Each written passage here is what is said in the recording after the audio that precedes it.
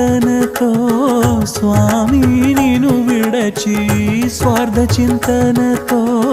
స్వామి నిను విడచి విలపించి తల వంచి అంజలి ఘటించినాము అందరి మనసులలోని